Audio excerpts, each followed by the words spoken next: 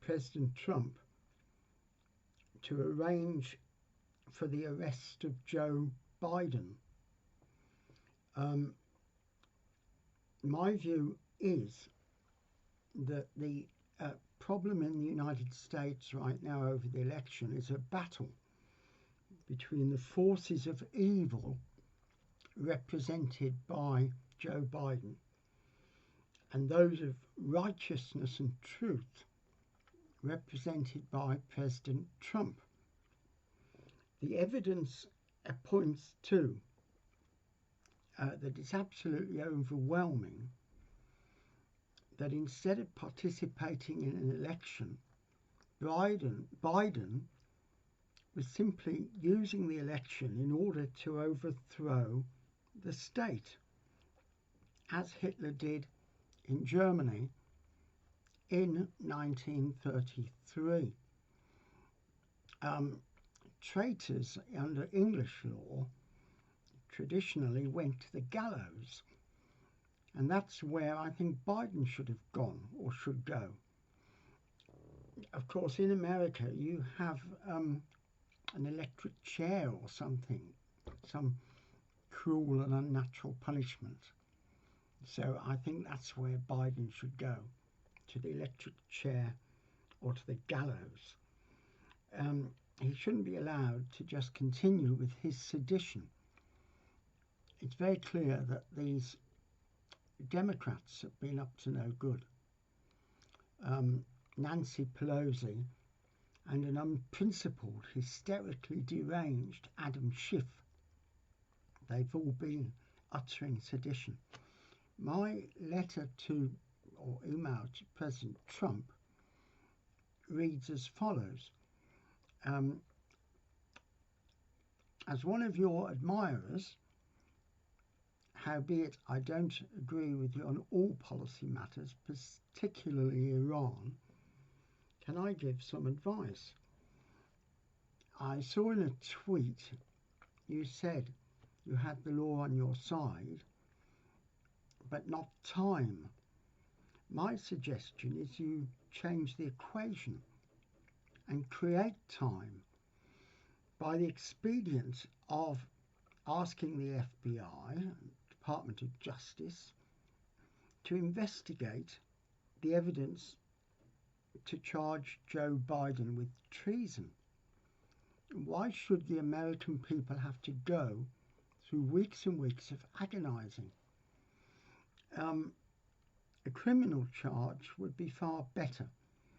Now, if Biden is nominated by the Electoral College, the inauguration could still go ahead, as the president-elect, as he then would be, he isn't now, would merely be on bail unless the judges chose to remand him in custody. However, the shock of charging Biden would probably mean the Electoral College would not confirm him. The point is, as you've said this morning, Mr. President, it's absolutely plain to most unprejudiced observers that the Democrats, with their allies in big tech, particularly Google, have sought to subvert democracy and to overthrow the state. Of course, if Biden is arrested, there could possibly be an Antifa backlash, but your people can take care of that. I just would add something about the Attorney General in your system, Mr. Barr. He put the boot in yesterday or the day before, saying that the DOJ, your DOJ, had investigated the whole case and had decided there was no fraud. Well, the DOJ in America isn't a very principled organisation anyway. And Barr, who was a CIA employee for a time, he's the last person who can talk about law and order. Obviously, he wanted to put the boot in, however much he has tried to wangle it out, wangle away from that in subsequent clarifications. I think Barr sort of gives Judas a bad name, really.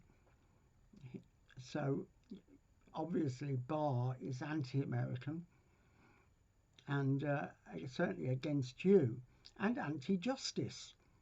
He just wants to ignore the millions and millions of people who know that fraud has gone on in the US election. Well, in America, it's not like England. In England, we just sort of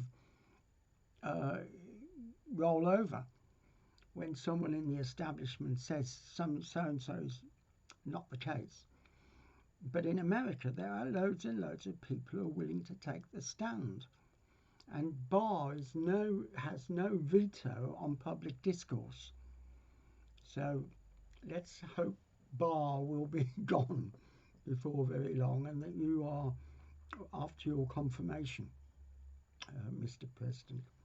Also, I just say that I don't think the American Armed Forces should obey the orders of this renegade, rogue, criminal so-called President Biden.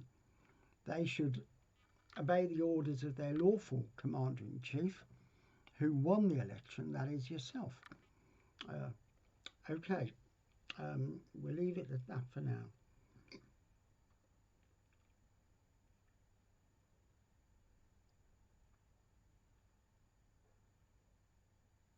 Thank you for listening.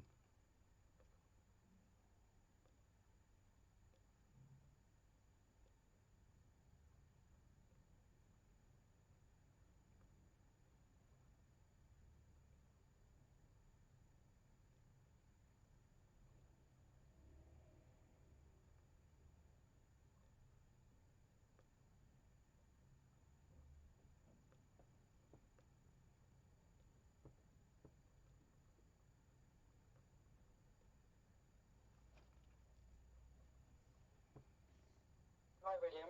Yeah. I'm trying to stop the video, but I can't. Sorry? Press on the stop button, please. On the stop button?